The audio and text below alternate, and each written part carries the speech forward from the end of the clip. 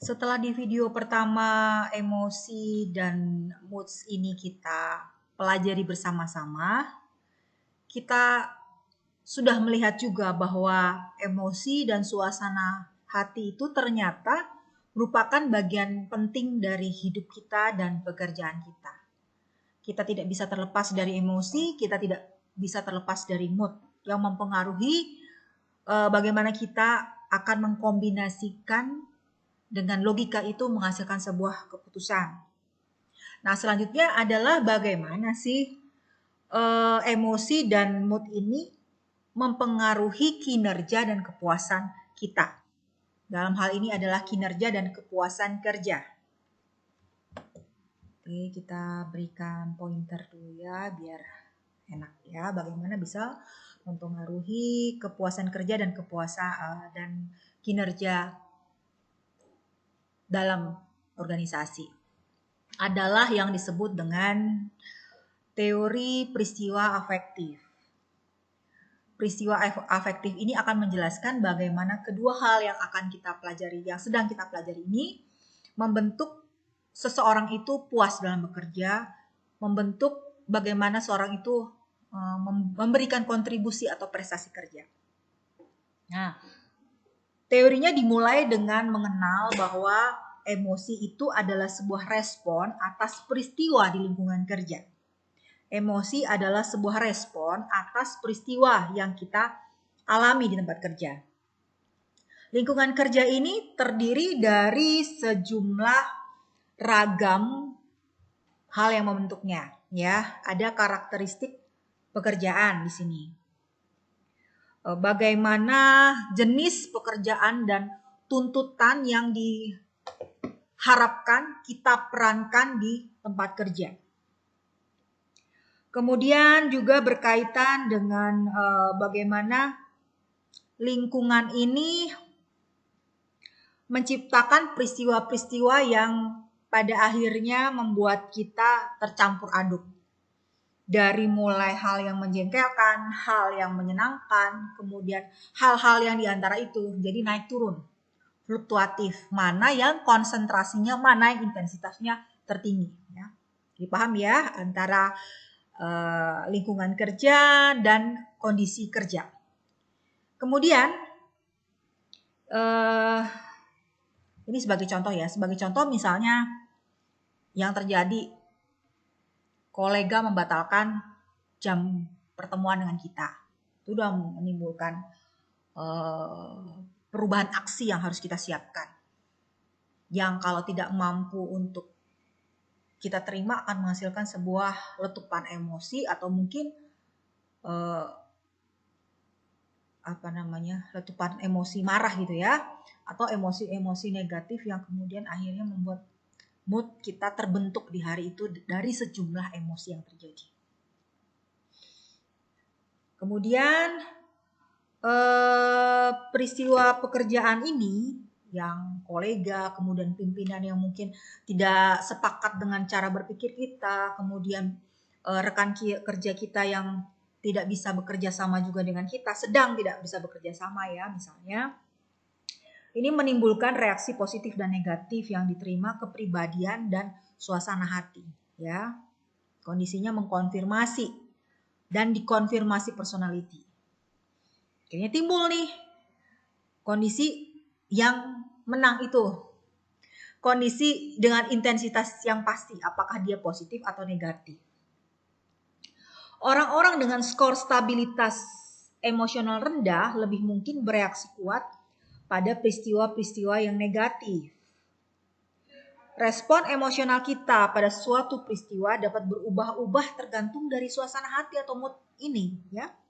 Terakhir, emosi mempengaruhi sejumlah kinerja variabel dan kepuasan. Seperti hal sikap yang bisa dilakukan, mengenai ketaatan kita pada peraturan organisasi akan dipengaruhi oleh emosi, reaksi emosi. Mungkin akan mempengaruhi juga komitmen organisasi, kemudian motivasi, tingkat usaha, kemudian bahkan keadaan yang ekstrim, misalnya terjadi terus-menerus, terkonfirmasi, akhirnya ada yang berniat untuk keluar. tidak puas dengan pekerjaan, dan melakukan pelanggaran-pelanggaran di tempat kerja tanpa merasa memiliki pekerjaannya. Kalau seseorang yang puas tentu dia akan terikat dengan pekerjaannya, dia loyal dan bahkan melakukan hal-hal yang tanpa perlu disuruh ibaratnya ya. Dia mampu mengembangkan kreativitas di jalur yang sudah ditetapkan perusahaan. Jadi ada step-step ujian teori peristiwa afektif yang menyatakan hal berikut. Satu episode emosi sebenarnya merupakan serangkaian pengalaman-pengalaman emosional yang didorong muncul oleh suatu peristiwa tunggal dan mengandung elemen-elemen emosi serta siklus dari suasana hati yang mengkonfirmasi. Kemudian, emosi saat ini mempengaruhi kepuasan kerja pada saat berlangsung, bersama dengan riwayat emosi yang sudah mengelilingi peristiwa itu. Terperangkap ini ceritanya ya. Oke, yang ketiga adalah oleh karena suasana hati dan emosi berfluktuasi sepanjang waktu, efeknya pada kinerja juga berfluktuasi naik dan turun. Perilaku yang digerakkan emosi umumnya pendek dalam durasi dan variabilitas yang tinggi.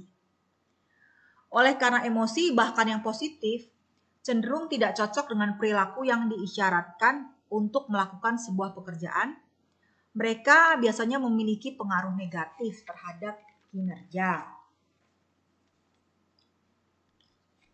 Mari kita lihat contoh. Kita lihat contoh di sini. Katakanlah kita bekerja sebagai insinyur penerbangan untuk Boeing. Oleh karena penurunan permintaan jet komersial, ada tendensi terjadi pengurangan market.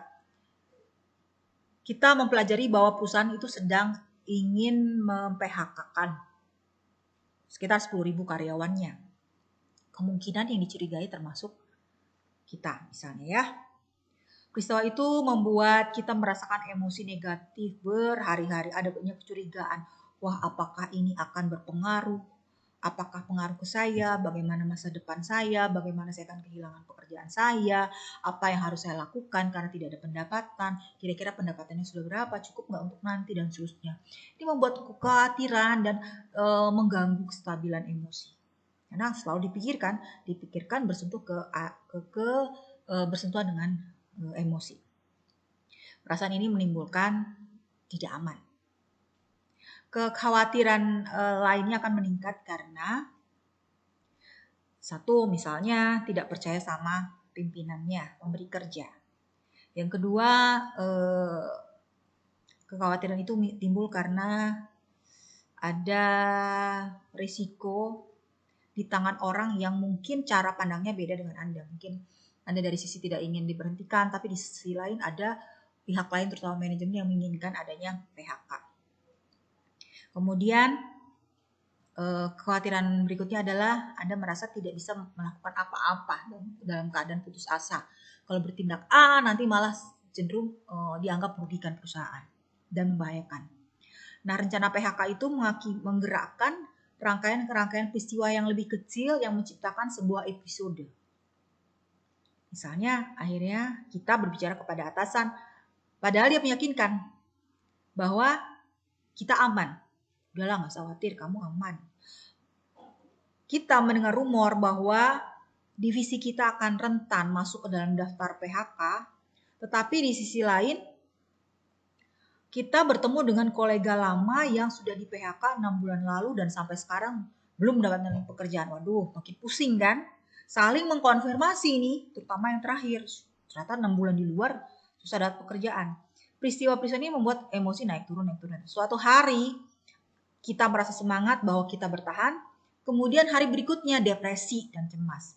Peralihan ini, fluktuatif ini mengakibatkan perhatian kita pada pekerjaan akan tidak konsentrasi dan menurunkan kinerja. Seringkali kinerja itu berasal dari kekhawatiran yang muncul, emosi yang muncul. Jelas ya di sini bahwa emosi akan menentukan dari keputusan-keputusan yang akan kita lakukan.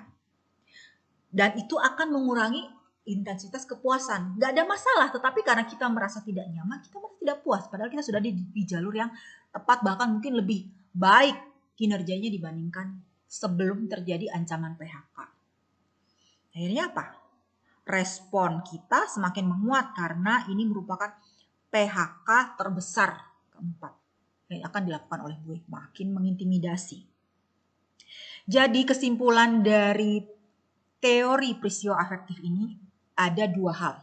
Yang pertama, satu ya, emosi memberikan pandangan yang berharga tentang bagaimana peristiwa yang menjengkelkan atau menyenangkan di tempat kerja mempengaruhi kinerja pekerja serta kepuasannya.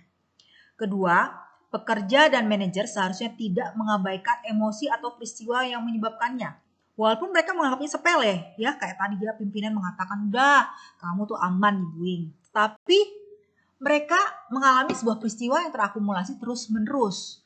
Tanpa pimpinan sadari antara yang diomongkan dengan yang terjadi dan didengar di sekelilingnya berbeda. Dan itu tentu bahaya sekali. Apabila kita menginginkan karyawan kita bekerja maksimal, tapi ternyata tidak maksimal akibat hal ini.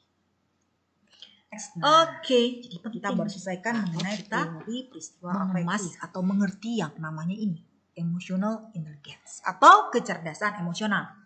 Di sesi ke-6 ini adalah bagaimana kita mengetahui tentang kecerdasan emosional.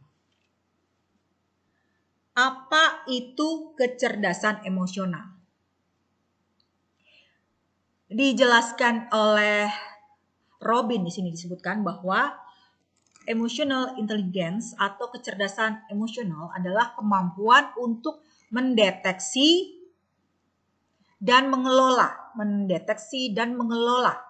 petunjuk dan informasi yang ditangkap secara emosional, yang ditangkap emosi, ya. Pada konsep 1, mengenal emosi pribadi, ya, dia mengenal. Seringkali permasalahan yang ada tidak semua orang paham emosinya, ini saya sedang apa, dia tidak tahu. Selain mengenal emosi sendiri, dia juga bisa mendetek, bisa mengetahui emosi the other man, the other woman. Ya, seseorang di depan kita mampu mengetahui emosinya. Itu adalah kecerdasan emosi. Dan berikutnya juga harus mampu mengetahui arti dari emosi diri sendiri, emosi pihak yang ada di depan kita, serta mengatur emosi itu untuk menjadi sebuah informasi yang berarti. Jadi kalau kita bisa mengendalikan atau mengetahui dengan persis ada sebuah emosi, apa artinya dan mengelola, tentu kita mampu mengendalikan pihak lain. Setuju nggak di sini? Ya, kenapa? Kecerdasan emosi ini akan bermanfaat untuk kita untuk mengenal lawan kita, mengetahui apa yang penting untuk kita arahkan ke dia. Nah, kita sudah kendalikan emosinya. Ya, tapi dengan catatan ini bukan untuk hal-hal yang tidak bermanfaat atau memanipulasi orang lain, tidak. Tapi kita dalam topik ini adalah kemampuan pribadi kita untuk melakukan demi kepentingan perusahaan. Nanti kalau ada di tingkatan tertentu orang-orang yang justru cerdas secara emosional, punya kemampuan penyimpangan kepribadian. Nanti ada di pembelajaran mengenai kepribadian. Oke. Beberapa studi memperlihatkan bahwa kecerdasan emosional ini berperan pada kinerja. Sebagai contoh, sebuah studi tadi ya, di mahasiswa MBA eksekutif, mereka pada saat mengambil sebuah keputusan strategis selalu melibatkan yang namanya pusat emosi. Ya, mahasiswa MBA. Jadi terkadang dorongan emosi itu mempercepat seseorang untuk melakukan keputusan-keputusan yang urgent harus dilakukan. Kemudian ada studi lain yang memperlihatkan bahwa kegagalan 11 presiden Amerika dan kemudian 11 presiden itu dianalisis dan evaluasi, ternyata dari 6 kualitas kepemimpinan, yaitu dari sisi komunikasi, organisasi, kemampuan keahlian politik visi ya, kemudian gaya kognitif, kecerdasannya, dan kecerdasan emosional, ternyata didapati bahwa kualitas presiden yang sukses seperti Kennedy dan Reagan serta Roosevelt itu terjadi karena memiliki kecerdasan emosional dibandingkan presiden-presiden yang tak sukses seperti di sini dicatatkan Carter dan Nixon. Mereka dianggap tidak memiliki kecerdasan emosional sehingga mereka disebut salah satu dari kelompok yang tidak sukses di Amerika. Kita lihat di sini ada sebuah model alur dari kecerdasan emosional. Nah, konsep ini memperlihatkan bahwa ada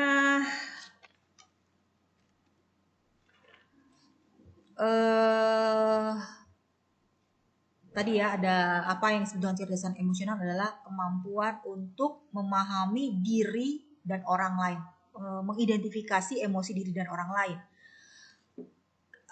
Orang yang cerdas secara emosional itu bisa mengenali diri dan orang lain karena apa? Karena dia teliti.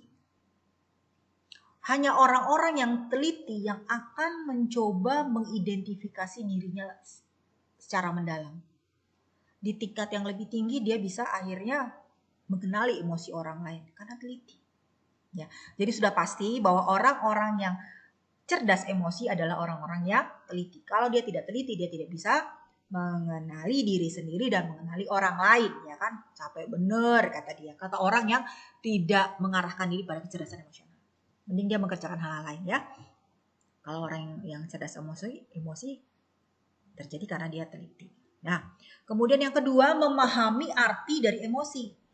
Yang tadi pertama sudah mengenal, yang kedua mengerti artinya. Kenapa? Karena dia yang berperan apa? Faktor kognitif, faktor kecerdasannya, faktor intelijensianya. Seharusnya orang yang punya intelijensia tinggi seharusnya punya kemampuan kecerdasan emosional seharusnya, tetapi tidak semua. Ya. Seseorang yang benar-benar cerdas secara kognitif biasanya diimbangi dengan kecerdasan emosional biasanya, ya. Kenapa? Karena orang cerdas itu akan akhirnya bisa mengartikan maksud dari arti dari kecerdasan diri sendiri, emosi diri, dan bisa mengartikan dari emosi orang lain. Tahap yang berikutnya adalah setelah dia mengenal emosi diri sendiri dan emosi orang lain, tahu arti emosi diri sendiri dan emosi orang lain, selanjutnya adalah melakukan regulasi emosi tersebut, menghasilkan sesuatu yang berguna, bermanfaat, memberikan informasi yang baik buat dirinya. Ini berkaitan dengan kestabilan emosi. Hanya orang-orang yang punya kestabilan emosi lah yang mampu mengelola emosi tersebut, baik emosi orang lain dan dia mampu mengelola emosi diri sendiri. Nah, coba sekarang buat kita masing-masing nih, di diri kita masing-masing. Sudahkah saya mengenal emosi saya? Sudahkah saya mengenal emosi orang lain? Sudahkah saya paham arti emosi saya? Sudahkah saya paham emosi orang lain? Ini emosi cakupannya luas ya, menyangkut 6 spektrum. Kemudian mampu nggak saya mengelola emosi saya menghasilkan sesuatu yang informatif? Mampukah saya mengelola emosi orang lain dan memadukan dengan emosi saya untuk menghasilkan sesuatu yang baik? Itu pertanyaannya buat kita masing-masing. Nah, kecerdasan emosional ini sebagian besar ada yang diperdebatkan, masih dalam perdebatan dan belum semuanya menerima bahwa ada kecerdasan emosional. Nah, kita lihat kasus-kasus argumentasi yang mendukung kecerdasan emosional, termasuk daya tarik intuitifnya. Fakta bahwa ia memprediksikan kriteria yang berarti dan bahwa ide itu berdasarkan faktor biologis. Yang pertama, daya tarik intuitif. Intuitif atau intuisi menyatakan orang dapat mendeteksi emosi orang lain, mengendalikan emosinya sendiri dan mengendalikan interaksi sosial dengan baik. Memiliki posisi yang kuat dalam dunia bisnis. Materi promosi suatu perusahaan untuk ukuran kecerdasan emosional mengklaim bahwa kecerdasan emosional berperan atas lebih dari 85% kinerja terbaik dalam pimpinan puncak. Jadi disebutkan bahwa yang namanya kecerdasan emosional itu karena adanya daya tarik intuitif. Dan terbukti kecerdasan emosional itu memang memiliki peran pada pimpinan meraih dari 85% keberhasilan pimpinan tersebut. Kenapa pimpinan berhasil? Biasanya disebabkan faktor cerdas emosi. Yang pertama yang mendukung. Yang kedua, kecerdasan emosional memprediksi kriteria yang berarti. Bukti-bukti menyatakan level tinggi kecerdasan emosional berarti seseorang akan bekerja baik dalam pekerjaannya. Misalnya, sebuah studi menemukan kecerdasan emosional memprediksi kinerja pekerja di sebuah pabrik di Cina. Sebuah tinjauan atas studi-studi mengindikasikan bahwa secara keseluruhan, kecerdasan emosional secara lemah tetapi secara konsisten positif berkorelasi dengan kinerja. Bahkan setelah para peneliti memperhitungkan kemampuan kognitifnya, kehati-hatian, dan rasionalitas. Jadi dia punya nilai support di beberapa kriteria. Kemudian kecerdasan emosional itu dianggap bisa terbukti berdasarkan biologis. Dalam sebuah studi, orang-orang dengan kerusakan di area otak yang mengatur pemrosesan emosional di bagian korteks prefrontal otak memiliki skor tidak lebih rendah dalam ukuran standar kecerdasan. Dia tidak terpengaruh di standar kecerdasan daripada orang tanpa kerusakan sama sekali. Meskipun demikian, mereka memiliki skor lebih rendah signifikan pada ujian kecerdasan emosional dan terganggu dalam pengambilan keputusan secara normal. Jadi orang yang cerdas emosi itu biasanya tidak mampu melihat norma-norma dalam masyarakat. Banyak aturan yang dilanggar, bagaimana dia bisa sampai puncak, bagaimana dia bisa sampai tujuan apabila norma-norma yang disepakati dalam masyarakat itu tidak bisa diterapkan. Ya. Studi itu menyatakan bahwa kecerdasan emosional berdasarkan permasalahan saraf atau neurologi dengan cara yang tidak berhubungan dengan ukuran standar kecerdasan. Ada juga bukti bahwa kecerdasan emosional dipengaruhi oleh genetik yang selanjutnya mendukung pendapat bahwa kecerdasan emosional mengukur sebuah faktor biologis mendasar yang nyata. Ini dari 3 case yang mendukung kecerdasan emosional. Kontroversinya, para peneliti kecerdasan emosional tidak sepakat tentang definisi. Ini berbeda soal definisi. Bagi banyak peneliti, tidak jelas apakah kecerdasan emosional itu karena para peneliti menggunakan definisi yang berbeda.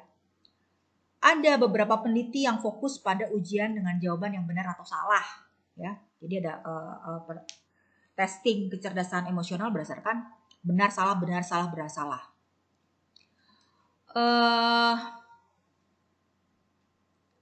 Kemudian yang dari pernyataan benar salah itu kita dapat menyimpulkan kemampuan seseorang untuk mengenali dan mengendalikan emosi.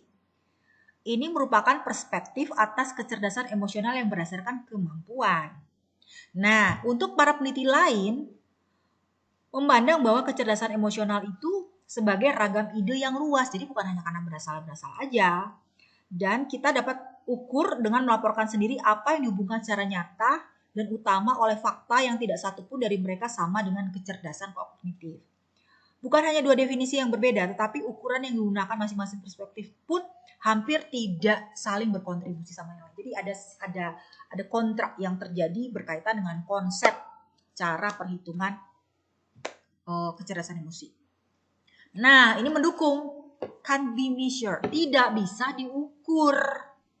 Tidak sekadar dengan label yang berbeda. Beberapa kritik berpendapat bahwa karena kecerdasan emosional sangat erat kaitannya dengan intelijensia dan kepribadian, sekali kita mengendalikan faktor-faktor ini tidak ada lagi hal unik yang ditawarkan. Jadi disebutkan bahwa tidak bisa diukur.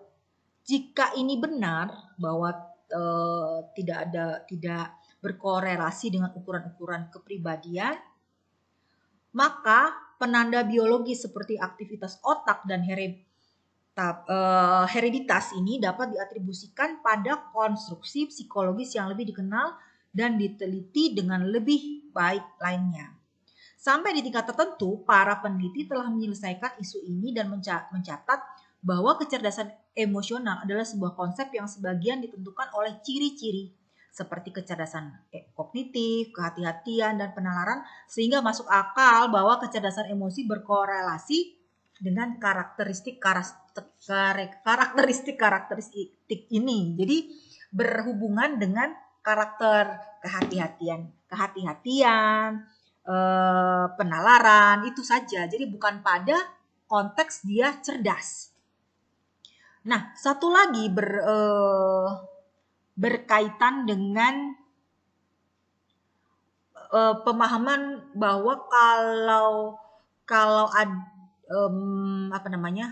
kecerdasan emosional itu dapat diukur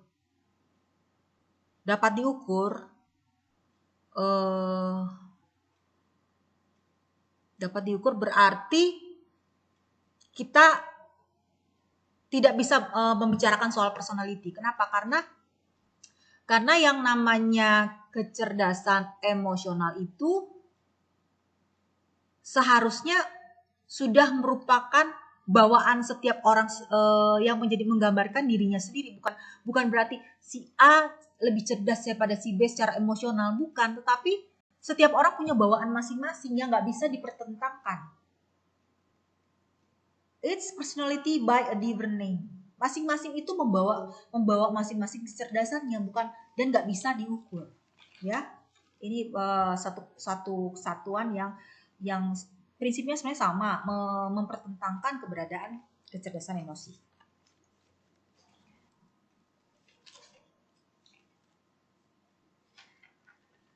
Regulasi pengaturan emosi itu mengidentifikasi bagaimana regulasi emosi itu digunakan untuk mengenal dan mengatur emosi yang kita rasakan. Pernah nggak kalian mencoba menyemangati diri sendiri? Come on, bisa kok, bisa. Aku harus bisa menghadapi ujian seperti ini. Atau misalnya kalian memberikan nasihat, memberikan support, memberikan dukungan kepada teman kalian yang sedang dalam kondisi tidak tenang. Nah, ini kita telah terlibat nih dalam yang disebut dengan pengaturan emosi atau emotion regulation. Para peneliti dari emotion regulation ini sering mempelajari strategi yang mungkin digunakan orang untuk mengubah emosinya, untuk mengatur emosinya. Salah satu strategi yang telah kita diskusikan pada kesempatan ini adalah mengenai acting permukaan atau berpura-pura dengan ekspresi wajah, ya, berpura lain dengan micro expression ya. Ini diatur tapi untuk melihat keasliannya kelihatan dari micro expression. Acting permukaan tidak mengubah emosi, sehingga efeknya itu sebenarnya sedikit. Mungkin karena susahnya mengekspresikan apa yang tidak kita rasakan, ya, misalnya kita lagi nggak suka berbicara, harus terlihat banyak bicara dan nyaman buat orang lain. akhirnya yang dirasakan itu membuat pada ending dari sandiwara yang kita lakukan itu akan menghasilkan ketidakpuasan atas kinerja. Kita nggak sesuai kok. Walaupun kenyataan acting kita mungkin berhasil, tapi secara pribadi kita menganggap tidak seperti yang kita actingkan. Ya. Kita bisa berekspresi bersandiwara nilai 100, tapi kita melakukan penilaiannya, aduh saya nggak puas dengan apa yang saya rasakan nih, nilainya mungkin 60. Bisa jadi itu yang terjadi sebuah perbedaan.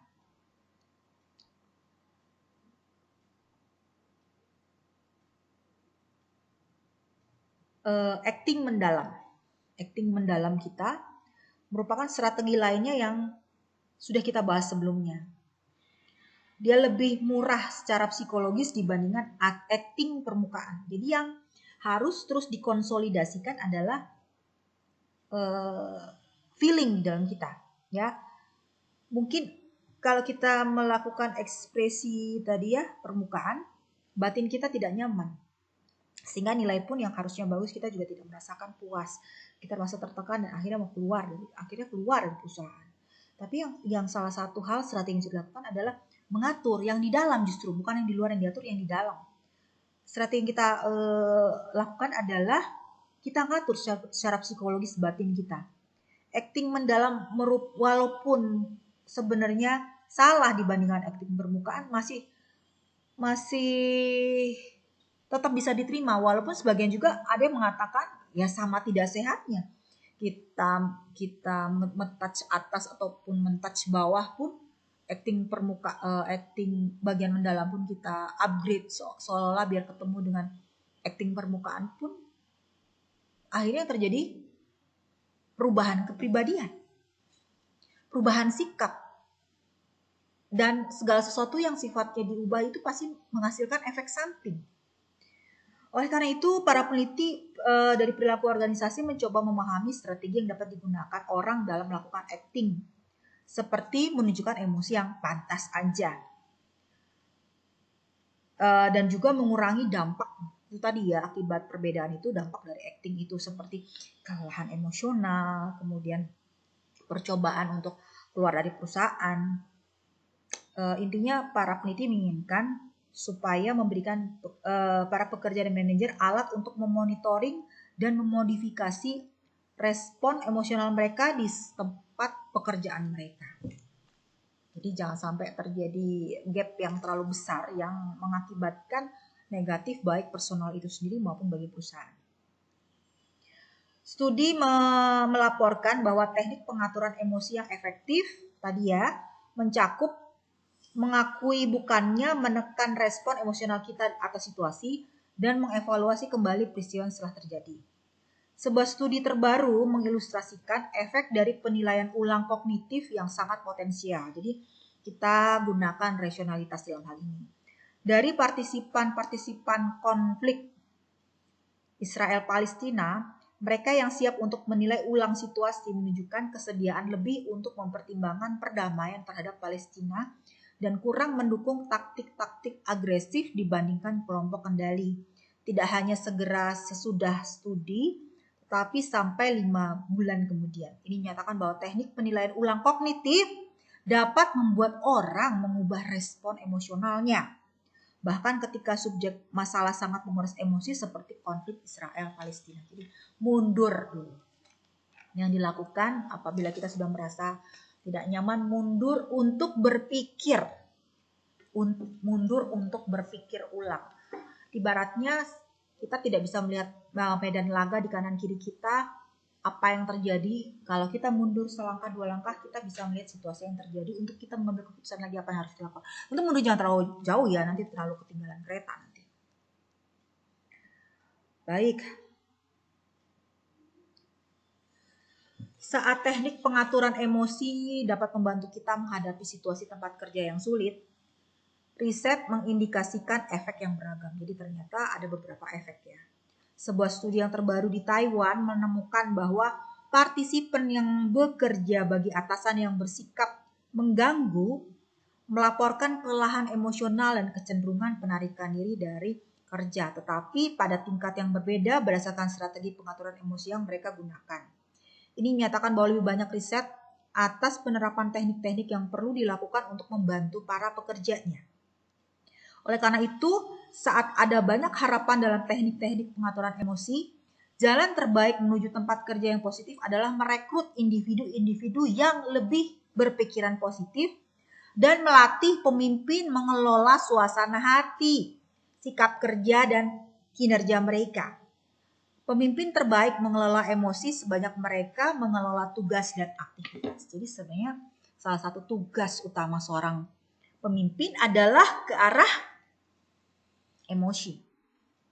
Ya, ke arah emosi. Kemampuan untuk melihat, memilih orang-orang yang positive thinking, terbuka, dan kemudian pimpinannya sendiri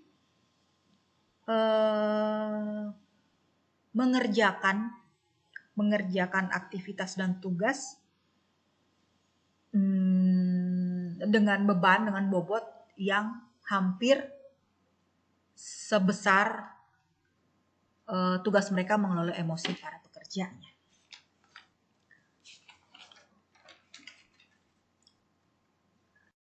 Baik, yang terakhir, ini beberapa konsep mengenai emosi dan mood, ya. Apa saja sih yang relevan dalamnya? Yang pertama adalah seleksi. Salah satu implikasi dari bukti kecerdasan emosional sampai saat ini adalah pemberi kerja seharusnya mempertimbangkan faktor-faktor penting dalam merekrut para pekerjanya adalah kemampuan interaksi sosial yang tinggi. Jangan sampai melakukan seleksi dengan orang-orang yang cerdas secara bidang intelijensia tetapi tidak punya kemampuan sosial. Kenapa? Karena organisasi kita berbicara mengenai interaksi sosial. Ini penting ya. Sebuah studi atas perekrut Air Force Amerika Serikat menunjukkan bahwa perekrut berkinerja terbaik menampilkan level tertinggi kecerdasan emosionalnya, kan? Bahwa orang-orang yang kinerja baik biasanya dia cerdas emosional. Menggunakan penemuan ini, kemudian Air Force menata ulang lagi kriteria seleksinya. Sebuah investigasi lanjutan menemukan bahwa orang yang memiliki skor kecerdasan emosional tinggi akan lebih berpeluang 2,6 kali diterima bekerja dibandingkan mereka dengan skor kecerdasan emosional yang rendah. Jadi seperti itu ya. Kemudian di agen penjualan L'Oreal yang dipilih berdasarkan skor kecerdasan emosionalnya, ternyata mereka yang cerdas emosional menjual lebih banyak dibandingkan berdasarkan perekrutan prosedur seleksi lama. Jadi seleksi lama itu tidak menekankan kecerdasan emosional, tapi seleksi baru itu menekankan kecerdasan emosional, dan ternyata agen penjualnya itu lebih berhasil yang dalam kategori cerdas secara emosional. Kenapa? Karena mereka bisa menjual lebih banyak daripada yang tidak cerdas secara emosional. Wajar lah kalau misalnya cerdas emosional, tentu dia bisa membaca pihak lawan. Ini penting untuk seleksi. Kemudian berkaitan dengan pengambilan keputusan. Tadi kita sudah banyak sekali menyimak ya berkaitan dengan hal ini. Suasana hati dan emosi positif tampaknya membantu orang mengambil keputusan yang baik. Ya. Orang-orang dalam keadaan suasana hati baik dan mengalami emosi positif lebih mungkin kita bandingkan yang lain untuk menggunakan pengalaman atau aturan jempol, ya. Yaitu prinsip dengan aplikasi luas yang tidak dimaksudkan untuk menjadi benar-benar akurat atau dapat diandalkan untuk setiap situasi. Untuk membantu mengambil keputusan dengan cepat, emosi positif juga meningkatkan keahlian memecahkan masalah, sehingga orang-orang positif menemukan solusi masalah yang lebih baik. Ya, kita sepakati ya. Para peneliti perilaku organisasi terus berdebat tentang peran emosi dan suasana hati negatif dalam pengambilan keputusan. Meskipun ada satu studi yang sering dikutip menyatakan bahwa orang-orang yang depresi mencapai penilaian yang lebih akurat.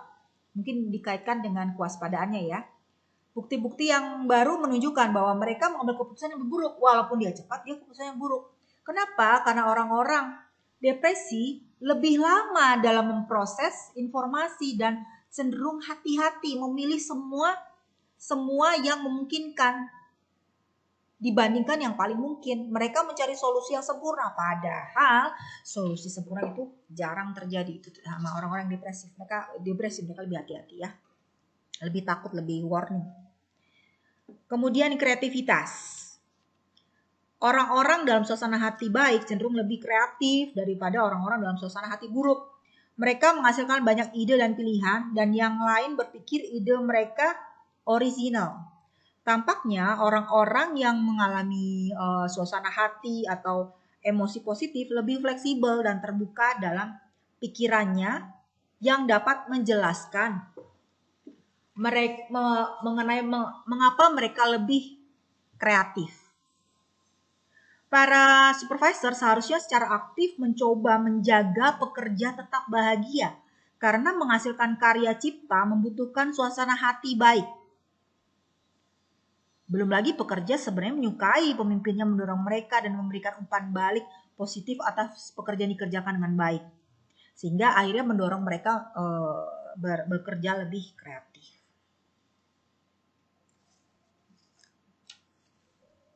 Oke, kemudian motivasi. Beberapa studi telah menunjukkan pentingnya suasana hati dan motivasi dan emosi ini terhadap motivasi. Ini tulisannya nggak kelihatan ya, ini motivasi ya. Satu studi menempatkan 2 kelompok orang untuk memecahkan teka-teki kata. Kelompok pertama menonton sebuah video klip lucu yang ditujukan untuk menempatkan mereka pada suasana hati yang baik buat pertama kali. Sedangkan kelompok satunya lagi tidak diperlihatkan klip itu dan langsung mengerjakan teka-teki. Jadi 2 kelompok ya, satu diberikan treatment dulu video lucu, suruh ngakak, yang kedua nggak pakai treatment, langsung disuruh mengerjakan teka-teki. Ternyata hasilnya bagaimana? Kelompok suasana hati yang positif melaporkan ekspektasi tinggi mampu memecahkan teka-teki. Dia bekerja lebih keras dan memang memecahkan lebih banyak teka-teki dibanding kelompok yang tidak diberikan treatment bahagia. Ada studi lain lagi menemukan bahwa memberikan orang umpan balik kinerja baik nyata maupun palsu mempengaruhi suasana hati mereka. Jadi ini bagus, ini kurang, ini harus dikasih ini. Mereka akan lebih nyaman dan kemudian akan mempengaruhi motivasi mereka. Misalnya kita memberikan hasil, memberikan nilai terhadap apa yang sudah orang lakukan, dia akan termotivasi untuk memperbaiki ataupun mendorong setelah tahu di mana posisi dia. Seperti halnya misalnya mahasiswa yang mengetahui nilainya, dia akhirnya bisa terpacu. Oh, aku harus bagaimana nih? Nilaiku sudah bagus, aku ingin mempertahankan. Ataupun nilainya masih separuh, padahal saya yakin 80, kenapa nilainya 70 misalnya. Yang ada, ini untuk yang otomatis yang normal ya, dia akan selalu ingin memacu lebih ataupun bereaksi akibat apa yang sudah dinilaikan, yang merupakan umpan balik dari mereka. Kemudian berkaitan lagi dengan leadership atau kepemimpinan. Kepemimpinan yang efektif bergantung pada daya tarik emosional untuk membantu menyampaikan pesan, ya. Jadi pemimpin itu harus punya daya tarik secara emosional. Faktanya, ekspresi dari emosi dalam berbicara seringkali merupakan elemen kritis yang membuat kita menerima atau menolak pesan seorang pemimpin. Politisi, sebagai contohnya, telah belajar untuk menunjukkan antusiasme saat berbicara mengenai kesempatan menang dalam pemilihan, bahkan sekalipun jajak pendapat atau polling menyiratkan sebaliknya. Riset terkini telah fokus pada efek pemimpin transformasional yang dapat kita pikirkan saat ini sebagai pemimpin luar biasa. Pemimpin transformasional menyadari efek yang dimiliki emosi terhadap pengikutnya dan seringkali secara bebas berbagi emosi. Sebuah studi dengan partisipan militer Taiwan menunjukkan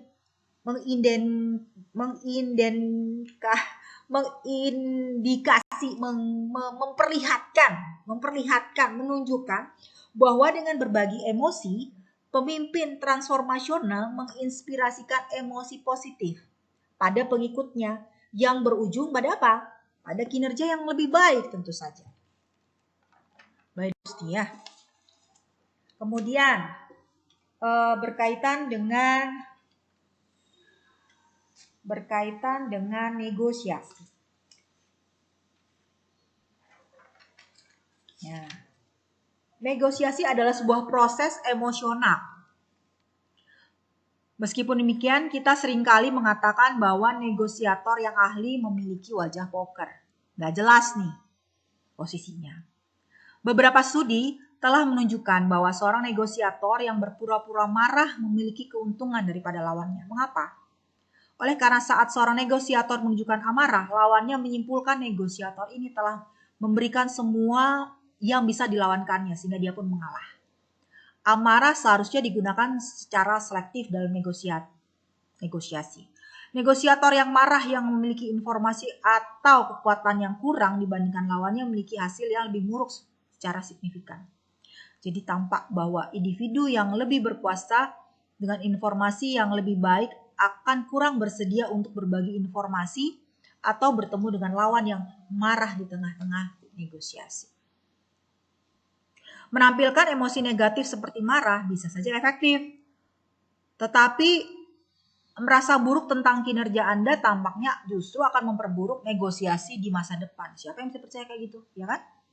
Individu yang buruk dalam negosiasi mengalami emosi negatif, mengembangkan persepsi negatif dari mitranya dan kurang bersedia untuk berbagi informasi atau kooperatif dalam negosiasi. Menariknya, ketika suasana hati dan emosi memiliki manfaat di tempat kerja, dalam negosiasi, jika kita tidak memasukkan tampilan luar seperti berpura-pura marah atau emosi, mungkin memperburuk kinerja negosiator. Sebuah studi di tahun 2005 menemukan bahwa orang yang menderita kerusakan pada pusat emosi di otaknya, seperti luka tadi tuh di cerita Phineas Gage tadi ya, bisa menjadi negosiator terbaik justru. Walaupun dia buruk ya kondisi otaknya, justru dia menjadi negosiator terbaik. Karena mereka tidak mungkin lebih membenarkan saat dihadapkan dengan hasil yang negatif. Karena dia rusak secara emosi tadi ya. Kemudian tadi udah negosiasi, kemudian customer service. Nah ini status emosional pekerja ini bisa mempengaruhi para pelanggan, yang mempengaruhi tingkat bisnis dan kepuasan pelanggan kita. Memberikan layanan pelanggan berkualitas tinggi menuntut pekerja karena itu seringkali menempatkan mereka pada situasi disonansi emosi. Kita harus tinggi padahal kita saat itu sedang lelah bisa jadi ya. Sehingga terjadi disonansi emosi. Disonansi emosi jangka panjang adalah prediktor keletihan pekerja. Ya, pekerja akan merasa, wah saya sudah capek nih. Ada di kondisi yang harus sempurna, harus gembira terus. Ya. Dan dia menjadi lelah, kinerjanya turun, dan tentu saja mempengaruhi kepuasannya bekerja. Emosi pekerja itu, ini hati-hati nih ya, emosi pekerja dapat ditransferkan ke pelanggan atau istilahnya itu apa istilahnya tuh?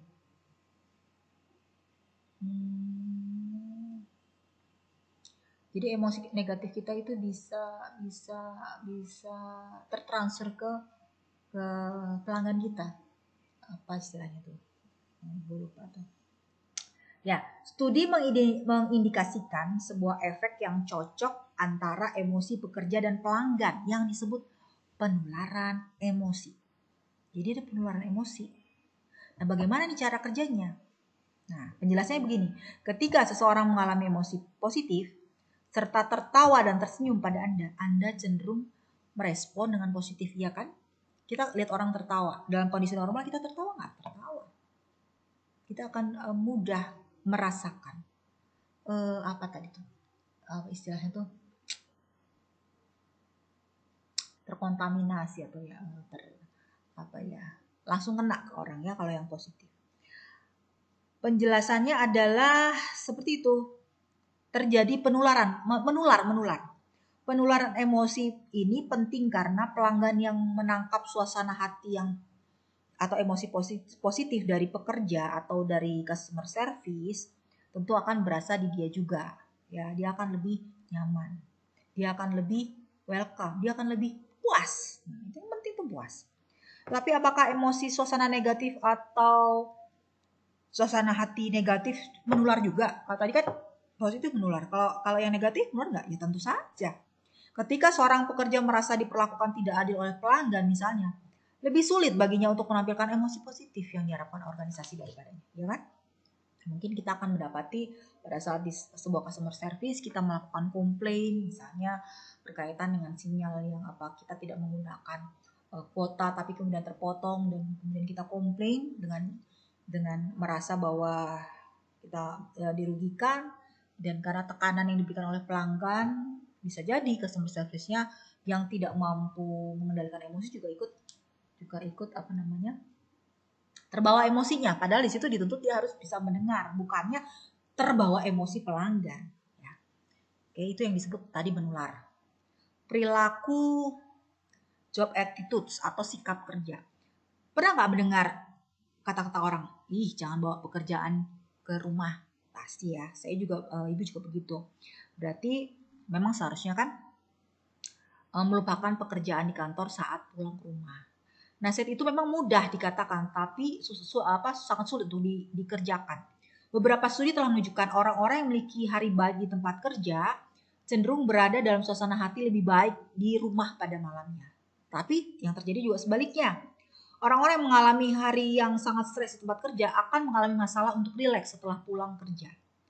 Sebuah studi mendapatkan sepasang suami istri menjelaskan suasana hati mereka saat merespon survei telepon genggam terjadwal pada hari yang sama. Seperti kebanyakan orang, jika salah satu pasangan berada dalam suasana hati yang negatif selama hari kerja, suasana hati itu biasanya tertumpah kepada pasangannya pada malam hari. Dengan kata lain, jika kita memiliki hari buruk di tempat kerja, pasangan kita juga mungkin akan mengalami hari yang tidak menyenangkan pada saat kita berjumpa padanya di rumah. Meskipun orang-orang memang secara emosional membawa pekerjaannya ke rumah, bagaimanapun pada hari berikutnya efek itu biasanya pergi. Padahal kita sudah menimbulkan luka kepada pasangan misalnya, ya. Kemudian perilaku menyimpang di tempat kerja.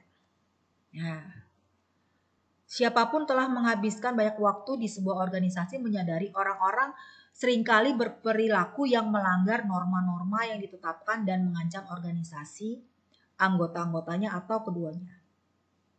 Misalnya, rasa iri adalah emosi yang terjadi ketika kita tidak menyukai seseorang karena memiliki sesuatu yang kita tidak miliki, tetapi kita inginkan.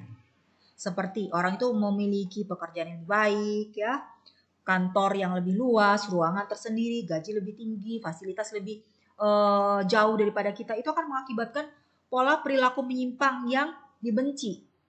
Seorang pekerja dapat saja menjelek-jelekan, memburuk-burukan temannya dari belakang secara negatif dan berusaha mengganggu kesuksesan orang lain. Dan secara positif mengganggu, dan hal itu akan mengganggu dirinya sendiri, pencapaian. Kenapa? Karena dia sudah melakukan sebuah isu-isu yang negatif. Isu negatif itu siapa sumbernya? Ya dari orang yang mengeluarkan sumber negatif itulah sebenarnya yang kemudian akan dicap negatif. Biasanya orang-orang yang marah berusaha mencari orang lain yang dapat disalahkan atas kondisi suasana hati mereka yang buruk. Menginterpretasikan perilaku orang lain dengan salah, dengan kasar, serta memiliki masalah dalam mempertimbangkan sudut pandang orang lain. Jadi selalu kontra. Kenapa? Karena dia punya perilaku menyimpang di tempat kerja. Tidak sulit untuk melihat bagaimana proses-proses ini juga dapat berulang-ulang langsung pada penyerangan verbal dan juga mungkin bahkan fisik. Bukti menyatakan bahwa orang yang sedang dalam emosi negatif lebih mungkin terlibat dalam perilaku menyimpang jangka pendek di tempat kerja, seperti bergosip atau mungkin mencari-cari masalah, ya. Ada sebuah studi terbaru dengan di sebuah perusahaan telekomunikasi di Pakistan. Mereka mendapati bahwa amarah berkorelasi dengan perilaku yang lebih agresif. Kemudian berlawanan hal ini dengan kondisi yang diinginkan perusahaan tentu saja, karena perilakunya negatif, agresif, dan akhirnya ujung-ujungnya bisa terjadi destruktif. Ya. Oke, ini dihubungkan dengan keselamatan dan cedera di tempat kerja. Biasanya seseorang yang individu dalam suasana hati buruk cenderung lebih cemas, yang membuat mereka itu kurang dapat menyesuaikan diri dengan potensi bahaya. Seseorang yang selalu takut akan lebih pesimis mengenai efektivitas pencegahan keselamatan karena dia selalu merasa bagaimanapun juga dia akan cedera. Jadi orang yang selalu khawatir, dia akan merasakan terjadi sesuatu pada dirinya. Atau mungkin pada saat dia panik dan akhirnya mematung ketika dihadapkan pada situasi yang mengancam. Suasana hati negatif juga membuat orang lebih banyak gampang dialihkan, dan pengalihan jelas-jelas hanya dapat mengarah pada perilaku yang ceroboh. Kemudian, bagaimana manajer dapat mempengaruhi suasana hati? Mungkin ada salah satu cara untuk meningkatkan suasana hati dan emosi, misalnya berbagi video yang lucu, memberikan seseorang permen, atau menawarkan membuatkan minuman, ataupun hal-hal yang menyenangkan buat orang lain. Tetapi apa yang dapat perusahaan lakukan untuk meningkatkan suasana hati pekerja? Kalau tadi hal-hal prinsipil mengenai hubungan antara interpersonal ya. Tapi bagaimana dengan tempat bekerja? Bagaimana membuat meningkatkan suasana hati pekerja? Nah, manajer nih gunanya. Manajer ini fungsinya adalah salah satu tadi kita sudah bahas 50% adalah mengatur mood pekerja. 50% melakukan pekerjaannya. Nah, apa yang bisa dilakukan? Manajer dapat menggunakan humor dan memberikan mereka apresiasi kecil untuk pekerjaan yang dilakukan dengan baik. Juga ketika pemimpin itu sendiri dalam suasana hati baik, anggota kelompok lebih positif, hasilnya mereka juga bekerja sama dengan baik. Tetapi bagaimana ketika pemimpin bersedih? Sebuah studi terbaru tentang penularan emosi mendapati bahwa pemimpin yang menampilkan kesedihan meningkatkan kinerja analitis pengikut. Mungkin karena pemimpin kurang terlibat dengan mereka saat sedih, akhirnya mereka banyak bertanya. Bagaimanapun studi ini juga mengindikasikan bahwa pemimpin itu dinilai lebih efektif saat mereka bisa berbagi emosi yang positif dan pengikut lebih kreatif dalam lingkungan emosi yang positif. Memilih anggota tim yang positif dapat memiliki efek yang menularkan karena suasana hati positif mengalir dari satu anggota ke anggota yang lain. Salah satu studi mendapati bahwa suasana hati bahagia pemain tim sepak bola mempengaruhi suasana hati anggota timnya dan secara positif mempengaruhi kinerjanya. Ya, dengan demikian sangat masuk akal lah bagi para manajer untuk memilih anggota tim yang memiliki suasana hati positif, menciptakan dan menjaga suasana hati positif. Siapa yang berperan selain anggota? Yang paling utama yang wajib untuk menjaganya adalah manajer. Oke, bisa diterima sampai saat ini? Kita selanjutnya pada kesimpulannya ya, bahwa yang pertama emosi dan mood itu adalah suatu hal yang normal ya, yang biasa dan ada di sekeliling kita. Kita tidak bisa hindari, kita tidak bisa bersembunyi darinya, dan bukan merupakan sesuatu yang buruk. Tapi emosi itu buruk apabila destruktif. Emosi dan mood merupakan make up dari siapapun. Ya. Ada di siapapun. Kemudian kalau kita seperti tadi kasus di Boeing, dia memperlihatkan bahwa mengabaikan emosi tenaga kerja dari seorang pimpinan itu adalah sesuatu yang salah, karena emosi itu mengindikasikan ada sesuatu yang terjadi, ya, akan bisa mempengaruhi kinerja dan produktivitas, akan bisa mempengaruhi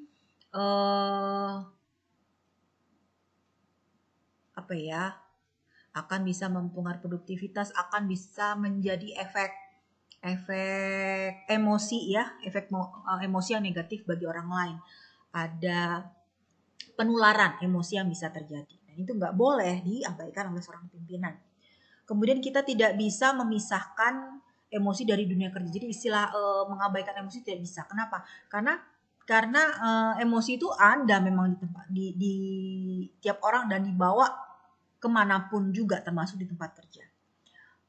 Manajer yang mengetahui bagaimana emosi itu, bagaimana mood itu tercipta, mereka bisa kemudian dengan kecerdasan emosional mereka bisa mengatur karyawannya untuk berperilaku, untuk bertindak, untuk mengelola diri, meregulasi diri untuk sama-sama diatur mencapai tujuan organisasi. Nah, ini pentingnya peran manajer. Sekali lagi, banyak hal yang kita pelajari pada siang hari ini mengenai emosi dan mood.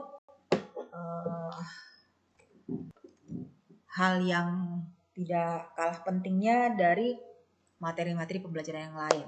Oke, mungkin itu saja dari Bu dosen pada hari ini, dan kita akan kembali lagi ketemu di materi pembelajaran lainnya. Terima kasih para pembelajarku semua sahabat yang ada di Indonesia dari Sabang sampai